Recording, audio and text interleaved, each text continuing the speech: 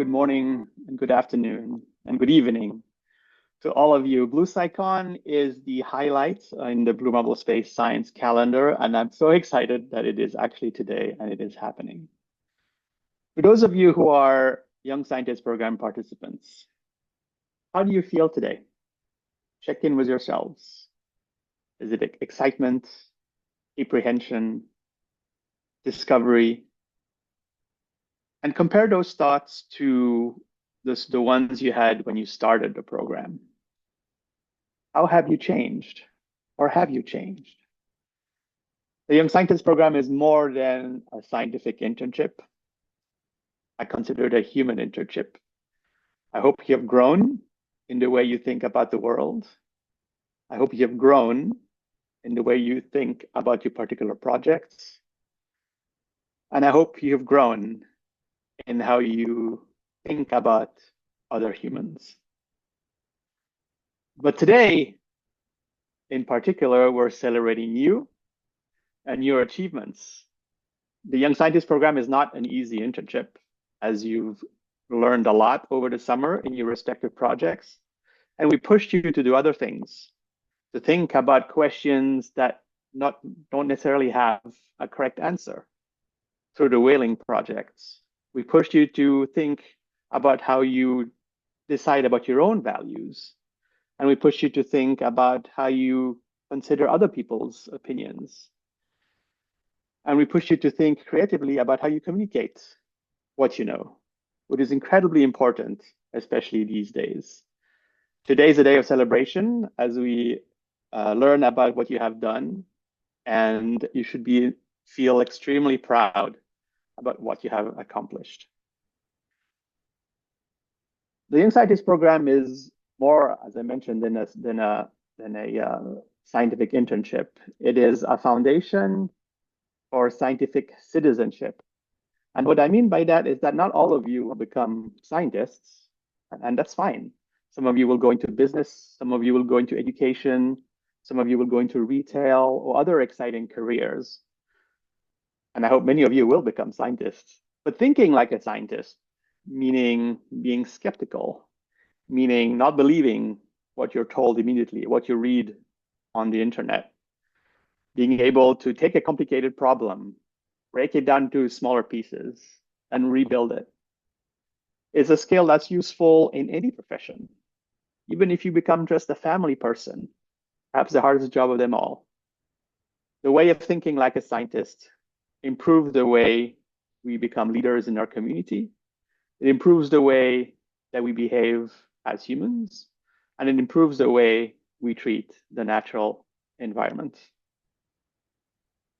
Your career is going to be your journey. It's certainly not going to be linear. What can you do to increase your creativity and your joys in your career? You've probably seen the movie Apollo 13, where they have to fit in a round air filter into a square opening. And they can only do so with the tools, what the astronauts have inside the capsule. And they figure it out. That's the creative aspect of good ideas. What can you do to increase the stuff on your table, in your mind, to improve the way you think about problems and solve problems that are important? An anecdote that recently came about was, so in 2004, there was the tsunami that devastated the Philippines. And a lot of the aid that came into the Philippines, some of that included incubators, complex, expensive devices to help newborn babies keep internal temperature until they're strong enough to maintain their own internal temperature. And the anecdote is that within a few years, these complicated incubators all failed because the local expertise did not know how to maintain those incubators, nor were the instructions in the local language. And the solution was extremely creative. The solution came into building incubators using car parts, because the expertise, and if you've ever been traveling to Southeast Asia, you know that the mechanics there can make cars go on forever. And building an incubator out of car parts where, for example, the babies were heated using automobile headlights, allowed the local population to maintain the incubators and save countless lives. That is a good idea. Like good ideas don't necessarily come with having a major thought while stuck in a basement somewhere. It comes with traveling, with talking, with playing, with all the stuff you have around you to come across multiple ways to solve important problems. There's a tendency in this modern world that, modern world being one that's based on social media and one where opinions are shared by influencers, that you have to be loud to be famous, to be successful. But what I want to emphasize here is that is not the only way. Your scientific career or whatever career you choose must not be only about you. One of my favorite authors is Barbara Ward, who was an unsung hero of the 20th century economics. He was an advisor to multiple presidents, not only the US presidents, but in other countries as well. She lived in London when Nazi Germany bombed the city. She attended the Nuremberg trials. She lived through the period called the threat of mutually assured destructions during the Cold War. And yet she had an unshakable faith in humanity. And in one of her books, she writes, I would say generosity is the best policy. And that expansion of opportunity sought for the sake of others ends up bringing well-being and expansion to ourselves. And what this means is that as you grow in your careers, take others along with you. Pull them up the same way that we have tried to pull you up during the summer. It's through community that we will be able to be impactful in our society.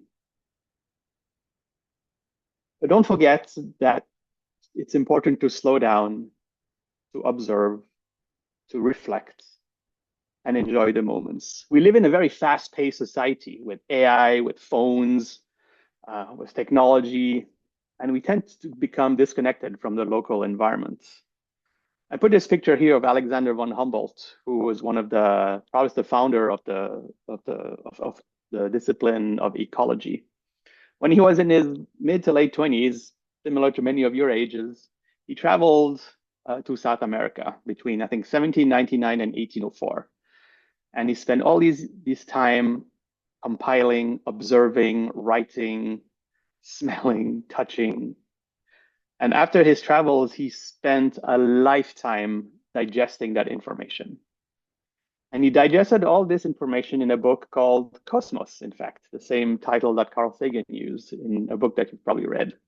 But Cosmos is 5 volumes written over more than 10 years, where he integrates all his knowledge from all his travels. And he comes up with a term in German called Weltanschauung. And it's essentially the perception that after you've digested the natural environment, you feel strongly how interconnected everything is. That we as humans cannot live independently of each other, that we cannot live independently of the natural environment. And I think some of the presentations today, those focusing on space habitats, will certainly make that point.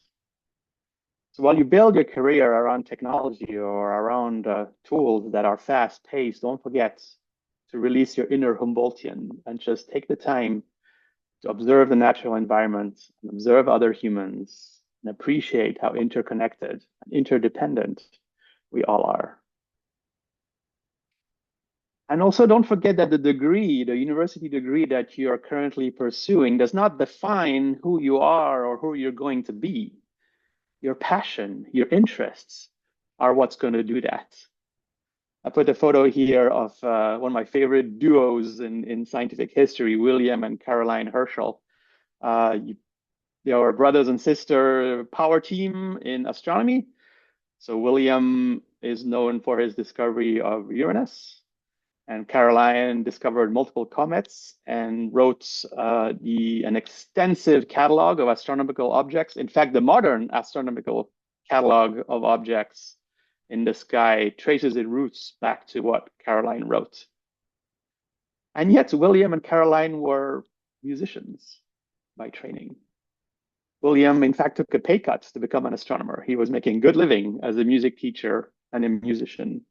And Caroline was an accomplished singer, but they were passionate about the sky, and they built their own telescopes. And they were so good at it that they became the astronomers of the royal family. You can see William there polishing a mirror. He did that better than anybody else did at the time. And that's why he was able to identify Uranus, because he could actually resolve the disk of the planet, and it was not longer just a point of light. Incredible story. Musicians follow their passion to become astronomers, and that's what they did.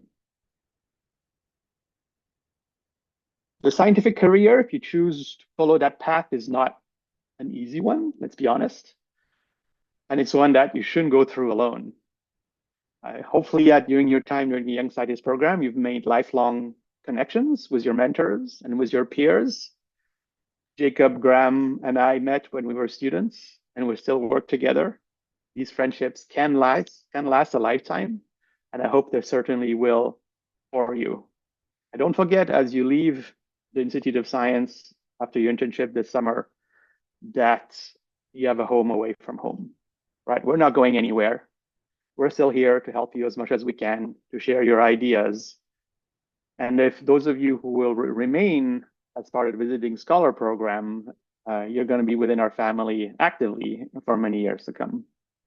And we're very excited about that. But enough about me. Today, we're celebrating you, your accomplishments, your ideas, the way you overcome your challenges, and it's going to be a beautiful day of science. So with that, thank you, and let's get the show on the road.